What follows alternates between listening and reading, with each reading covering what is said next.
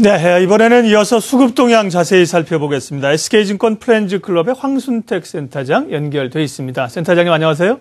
네, 안녕하세요. 반갑습니다. 자, 오늘 또 이제 옵션 만기이기 때문에요. 막판까지 변수가 좀 있을 텐데 지금까지의 동향들을 보면 외국인들이 1,000억 넘게 순매수를 해주고 있습니다. 예, 외국인들이 이제 좀 사는 포지션으로 돌아선 걸까 이런 생각도 들고요. 외국인 움직임부터 좀 봐주세요.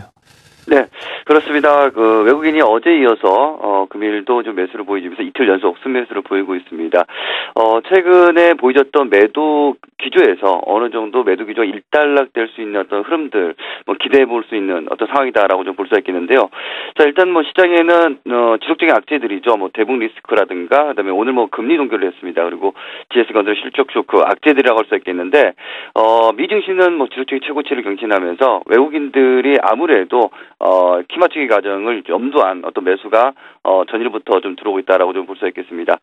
종목들을 보게 되면은요, 오늘 외국인들이 대부분 업종에서 매수를 보여주고 있습니다. 특히 전기전자 쪽, 그다음에 유통, 화학 쪽에서 매수가 좀 유입이 되는 모습이 좀 확인이 되고 있고요. 반면에 좀 매도하는 업종으로는 의약품이라든지 기계, 운송 장비 쪽에서 좀 매도를 하고 있습니다. 종목들을 먼저 보도록 하겠습니다. 외국인이 거래소에서 코스피에서 이제 순매수하는 종목들을 보게 되면은 SK 하이닉스, LG 디스플레이, LG U+, LG 그룹주들 최근 들어서 상당히 좋은 흐름을 보이고 있는데 LG 그룹주들 많이 사고 있는 모습이고요. 반대로 이제 순매도하는 종목들을 보게 되면은 현대차, 그다음에 삼성중공업, 현대건설, 그래서 운송 장비 그리고 건설주 일부 건설주에 좀 매도가 좀 나오는 모습이다라고 좀 볼 수 있겠습니다. 자, 그 중에 한 종목 보도록 할 텐데요. LG 디스플레이를 좀 차트를 보면서 좀 설명을 드리도록 하겠습니다. 최근에 이제 삼성 디스플레이가 LG 디스플레이 협력사로부터 기술을 유출했다는 소식이 나왔죠. 그러면서 이 LG 그룹사들에 대한 어떤 기술력들이 좀 부각이 되면서 어제에 이어서 오늘도 강한 어떤 상승 흐름을 좀 보여주고 있습니다. 주가의 모습을 본다면 이제 하락 어떤 흐름들에서 이 하락 상단부까지 지금 반등이 강하게 좀 나와 있는 상태인데요. 이동평균선들을 보면 약간 수렴되어 있는 상태죠. 그래서 여기 돌파를 이제 하고 나서 안착하는 여부가 차후에 LG 디스플레이 체크 포인트다라고 좀 볼 수가 있겠습니다. 자, 코스닥 종목들도 보도록 할 텐데요. 코스닥에서는 외국인들 오늘 덕산 하이메탈 얘기가 많이 나온 것 같습니다. 덕산 하이메탈을 많이 매수하고 있고요. 그다음에 서울 반도체, 그다음에 윈스테크넷 이런 종목들을 좀 매수를 하고 있고요. 순매도하는 종목으로는 셀트리온, 파트론, 네페스 이런 종목들을 좀 매도를 하고 있는데 셀트리온 같은 경우에는 실적과 관련돼서 회계 부분 논란이 좀 있었죠. 그래서 오늘 셀트리온을 좀 매도를 하고 있습니다. 코스닥 종목 중에서는 서울 반도체를 좀 차트 보면서 좀 설명을 드리도록 하겠습니다. 서울 반도체가 오늘 좀 이슈가 있었죠. 바로 이제 차세대 스마트 LED 조명 개발 소식이 좀 나왔습니다. 그러면서 서울 반도체가 외국인들 매수에 힘입어서 상승세를 좀 보이고 있는데요. 지난해 말부터 주가가 상승 추세를 계속 좀 이어왔었는데 최근 들어서는 다소 이제 상승 추세가 좀 주춤하면서 하락 기조로 보이는데 28,000원대에서 강한 어떤 지지력을 좀 확보를 해주는 어떤 흐름들이 좀 보여주고 있고요. 그렇다고 한다면 이 상단부 돌파를 다시 한번 시도하는 흐름들이 전개될 가능성이 높다라고 좀 볼 수 있겠습니다. 자, 이제 기관들이 이제 매매하는 종목들도 좀 봐야 될 텐데요.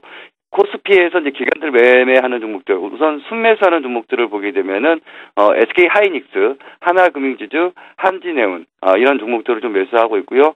반대로 순매도하는 종목으로는 대림산업, 현대건설, 삼성물산 건설주들을 대량 기관들은 좀 매도를 하고 있습니다. 오늘 최고의 이슈죠.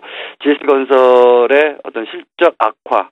분기 최악 손실이죠. 그래서 이런 부분들이 이제 불거지면서 일단 건설주가 처음부터 흐름이 좋지 않았었는데 금리 동결이 좀 나오면서 건설주에 대한 전반적인 투자 심리가 위축되는 어떤 그런 모습들을 좀 보여주었습니다. 그래서 대림산업을 차트를 좀 보면서 설명을 좀 드리면은요. 지금 장 초반보다는 다소 거래가 좀 많이 늘었죠. 많이 늘었고 그다음에 낙폭도 많이 줄여 있는 상태입니다. 자, 일단 대림산업 같은 경우에는 일단 GS건설과는 약간 상황이 다릅니다. 그렇기 때문에 좀 낙폭을 줄이는 어떤 흐름들도 좀 전개가 되고 있는데 대량 거래 지금 오늘 75,000원에서 76,000원 구간이 단기적인 어떤 저점 라인 가능성도 상당히 높다라고 좀 보여집니다. 그래서 일단 이런 어떤 부분들을 봤을 때는 물론 단기적으로 이제 주가가 이제 회복되기 위해서는 시간이 좀 걸릴 수 있다는 측면들을 좀 염두를 하면서 대응을 해야 될 것으로 좀 보여지고 있고요. 코스닥에서의 기관이 매매하는 종목들을 좀 보도록 하겠습니다. 코스닥에서 외국인들이 순매수하는 종목으로는 테라세미콘, 파라다이스, ELK 이런 종목들을 매수하고 있고요. 반대로 순매도하는 종목으로는 하림, 태강, 인터파크 같은 경우에는 기관들이 좀 3일째 순매도를 보이면서 주가가 좀 상당히 좀 조정을 받는 그런 흐름이라고 좀 볼 수 있겠습니다. 자, 코스닥 종목 중에서도 이제 한 종목을 좀 살펴볼 텐데요. 바로 이제 ELK입니다. 오늘 ELK가 상당히 좀 강하게 올라오고 있는데 일단 삼성전자에 공급하는 터치 스크린 패드가 수요가 증가하고 있다라고 좀 나왔고요. 그동안에 이제 이 ELK가 다른 여타 스마트폰 관련주에 비해서 주가 흐름이 좋지 않았던 이유는 바로 이제 신규 모델 양산은 시작을 했는데 수율 문제가 좀 발생을 했었죠. 그래서 이런 부분 때문에 주가가 좀 많이 단기적으로 하락을 했었습니다. 그런데 지금 16,000원, 그러니까 1월달 저점 라인에서 쌍바닥을 짚고 나서 주가가 다시 되돌림이 나오는 어떤 그런 흐름이다라고 좀 볼 수 있겠습니다. 아직까지는 역별이 완전히 해소되지 않았습니다. 그렇기 때문에 이 ELK 같은 경우는 단기적인 어떤 시각에서 본다면은 19,000원대가 강한 어떤 저항대라는 점 인식을 해야 될 것 같고요. 중기적 관점에서 봤을 때는 이 정배열이 완성된 이후에 주가가 이 정배열, 이평선, 모든 이평선 위에 안착하는 어떤 흐름들을 보면서 중장기적인 어떤 계획을 투자 전략을 짜야 될 것으로 좀 보여집니다. 네, 외국인에 이어서 기관들 움직임까지 이어서 같이 봐주셨네요. 이 시각 수급동향 SK증권 프렌즈클럽 황순택 센터장 함께했습니다. 고맙습니다.